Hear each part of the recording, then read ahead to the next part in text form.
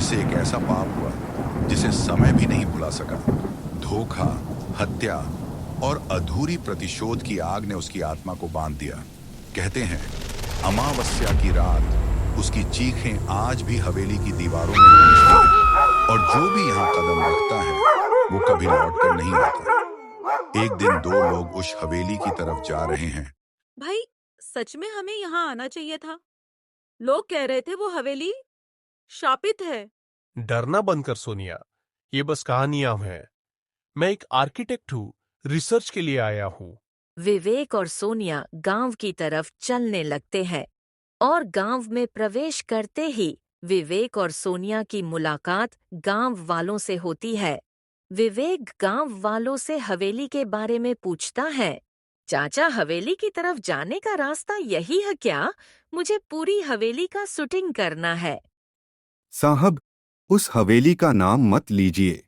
वो जगह इंसानों के लिए नहीं है। वहाँ रजनी है, जिसकी आत्मा अब तक भटक रही है, कभी दुल्हन बनकर, कभी खून से सनी परछाई बनकर, जो भी उसकी आंखों से मिला, फिर कभी लौटकर नहीं आया। अगर आपको जाना है तो रघुनाथ बाबा का झोपड़ा है, वहाँ से रघुनाथ बाबा के साथ जाना। विवेक और सोनिया रघुनाथ बाबा की झोपड़ी की तरफ चलने लगते हैं। रघुनाथ बाबा गांव के पुराने तांत्रिक, जो हवेली के सब राज जानते हैं। भाई, सच में हमें यहाँ आना चाहिए था। लोग कह रहे थे वो हवेली शापित है। डरना बंद कर सोनिया, ये बस कहानियां हैं। मैं एक आर्किटेक्ट हूँ, रिसर्च के लिए आया हूँ। कौन हो तुम और इस तरफ क्यों चले आए? तुम नहीं जानते, ये जगह जीवितों के लिए नहीं है। सदियों से ये हवेली खून पीती आई है, और आज अमावस्या की रात नजदीक है। उस रात हवेली सोती नहीं, हवेली जागती है। हर दीवार, हर दरार से चीखें निकलती है। और वो रजनी, वो औरत जिसने अपने लहू से इस हवेली को श्राप दिया था, वो भी जागी। तुमने कदम रख दिया है वहां जहां इंसान की परछाइयां नहीं, बल्कि मरे हुए लोगों की आत्माएं भटकती हैं। भूल कर भी हवेली के भीतर मत जाना, वरना रात तुम्हारी आखिरी हो सकती है। मैंने सब देखा, आप मत जाऊं।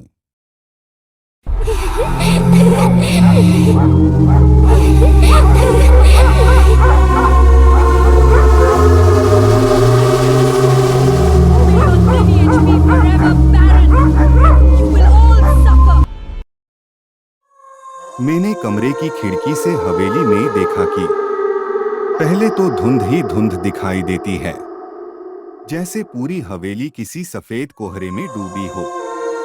अचानक उस धुंध के बीच एक परछाई उभरने लगती है, धीरे धीरे साफ होती हुई।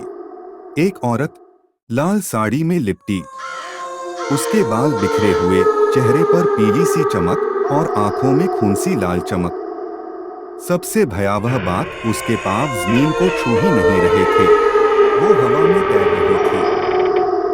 सारी खामोशी के बीच उसकी साड़ी की घंटी जैसी आवाज छनन छनन सुनाई देती है, पर उसके कदमों की आहट बिल्कुल नहीं। धीरे धीरे वह औरत खिड़की की ओर मुड़ी, उसका चेहरा जैसे जला हुआ हो, आधा काला, आधा खून से लथपथ। देखने वाली की सांसें रुक जाती हैं, दिल जोर जोर से धड़कने लगता है। औरत बिना कुछ कहे, बिना कुछ देखे, सीधी हवेली की पिछली कोठरी की ओर बढ़ जाती है। चले जाओ, किसी को भी जिंदा नहीं छोड़ेगी। भाई, वो यही है। देखो भाई।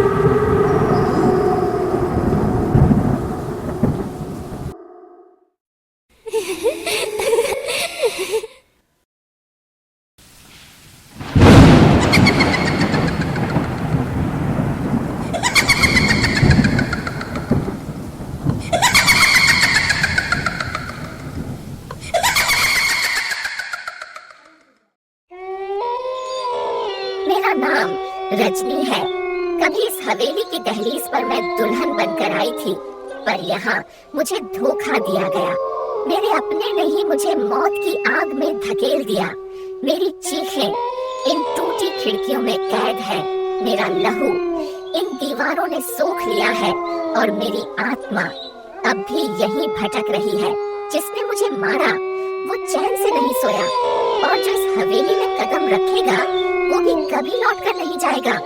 मैं लौटूंगी अपने दर्द का हिसाब लेने, अपने अपमान का बदला लेने, और जब अमावस्या की रात ढलेगी तो मेरी परछाई तुम्हारी परछाई से लिपट जाएगी।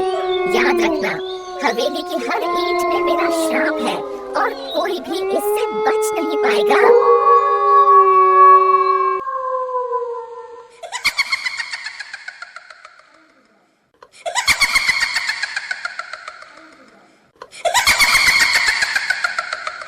अचानक तीनों के पैरों के नीचे जमीन दरकने लगी।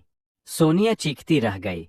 विवेक उसे पकड़ने की कोशिश करता है और रघुनाथ बाबा मंत्र पढ़ते हुए बचाने की कोशिश करते हैं, लेकिन काली धुंध ने उन्हें अपनी गिरफ्त में ले लिया। हवेली का दरवाजा धीरे धीरे बंद हो गया। बाहर खड़ा गांव सन्नाटे में डूब गया और उसके बाद विवेक, सोनिया और रघुनाथ बाबा को कभी किसी ने नहीं देखा। हवेली आज भी खामोश खड़ी है, पर रात को कभी कभी उसकी खिड़कियों से सोनिया की चीखें, विवेक की पुकार और रघुनाथ बाबा के मंत्रों की टूटी गूंज सुनाई देती है। नमस्ते दोस्तों, अगर आपको हमारी कहानी पसंद आई हो तो लाइक कीजिए, कमेंट कीजिए, सब्सक्राइब कीजिए। देखने के लिए धन्यवाद।